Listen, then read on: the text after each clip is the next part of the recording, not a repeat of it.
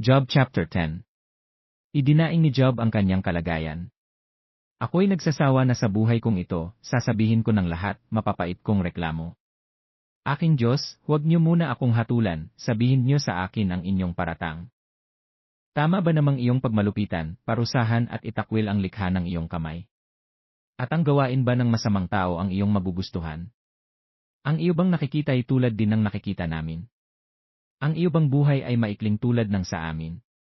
Kung gayoy bakit mo ako hinahanapan ng pagkakasala at kamalian? Alam mo namang wala akong kasalanan, at walang makakapagligtas sa akin mula sa iyong mga kamay. Ang mga kamay mo ang sa aki lumikha, ngayoy kamay mo rin ang sa aki sumisira. Di ba't mula sa lupa ay ginawa mo ako, ngayon ba'y pupulbusin at ibabalik dito? Niloob mong ako'y manggaling sa aking ama, inaruga, pinalaki sa tiyan ng aking ina.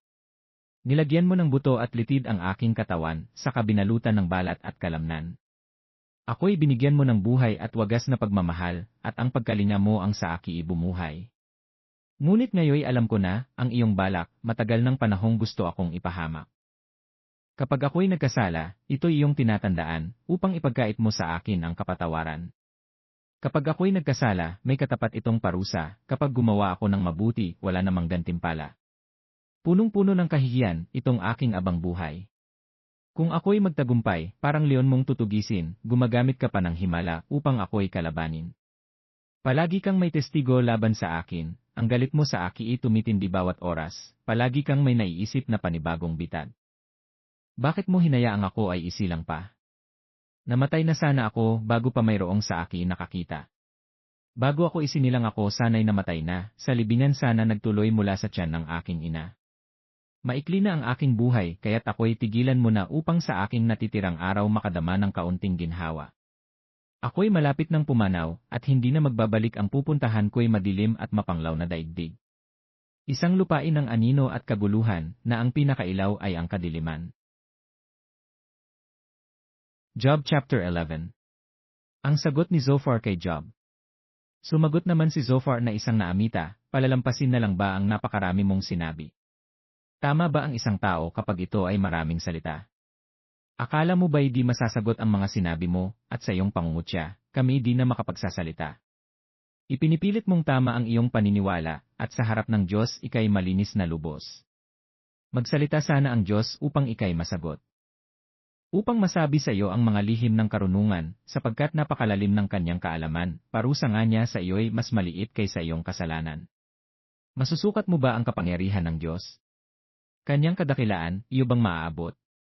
Higit itong mataas kaysa kalangitan, at mas malalim kaysa daigdig ng mga patay. Malawak pa yon kaysa sanlibutan, higit na malaki kaysa karagatan. Kung dakpin ka ng Diyos at iharap sa hukuman, mayroon bang sa kanya'y makakahadlang? Kilala ng Diyos ang taong walang kabuluhan, kitang-kita niya ang kanilang kasamaan. Ang hangal ay maaaring tumalino kung ang mailap na asno ay ipinanganak ng maamo. Ang iyong puso, Job, sa Diyos mo isuko at sa Kanya iabot ang mga kamay mo. Alisin mo ang kasalanan sa iyong mga kamay, linisin mo sa kasamaan ang iyong tahanan. At taas noo kang haharap sa sanlibutan, matatag ang loob, walang kinatatakutan. Mga pagdurusa mo ay malilimutan, para lamang itong bahang nagdaan.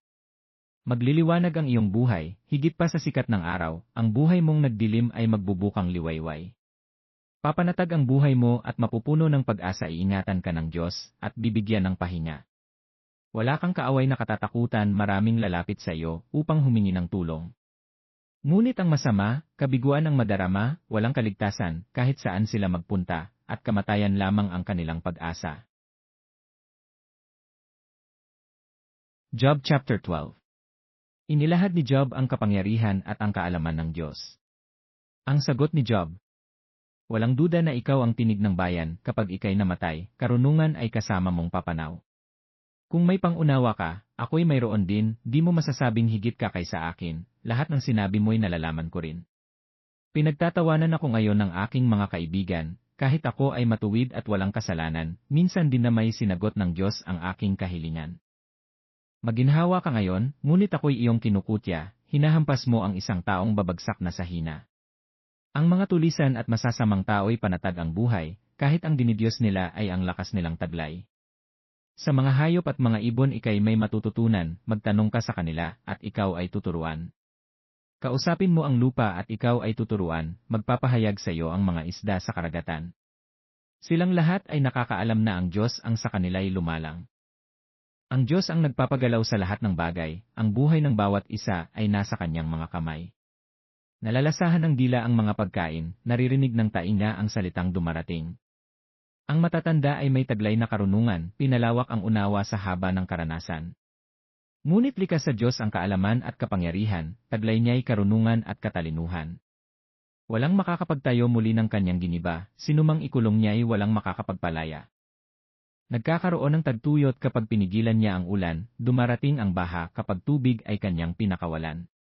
Makapangyarihan siya at laging nagtatagumpay, ang mandaraya at dinadaya ay nasa kanyang mga kamay. Inaalis niya sa mga pinuno ang taglay nilang dunong, ginagawa niyang hangal ang mga hukom. Inaalis niya sa mga hari ang pamamahala, at sila'y ginagapos niya ng mga tanikala. Maging mga pari kanyang hinihiya, mga nasa kapangyarihan kanyang ibinabab. Mga pinagkakatiwala ang tao'y kanyang pinatatahimik, talino ng matatanday kanya ring inaalis. Mga pinuno'y inilalagay niya sa kahihiyan, mga namamahalay inaalisan niya ng kalakasan. Pinakamalalim na hiwagay kanyang inihahayag, maitim na kadilimay pinapalitan niya ng liwanag. Mga bansay pinapalakas niya at pinapalawak, ngunit kanya ring ginagapi at tuloy winawasak. Karunungan ng mga hari ginagawang kahangalan, sa pagpapasya'y nalilito, di alam ang pupuntahan. Sa dilim sila'y nangangapa, sa paglakad ay naliligaw, animoy mga lasing, sa daan ay sumusuray. Job chapter 13. Iginiit ni Job na wala siyang kasalanan. Lahat ng sinabi mo ay narinig ko na rin, ang alam mo'y alam ko rin, hindi ka higit sa akin. Hindi kayo ang kausap ko kundi ang Diyos na makapangyarihan, sa Kanya ko idudulog itong aking kalagayan. Ngunit kayo'y mga sinungaling, tulad ninyo'y manggagamot, na walang kayang pagalingin.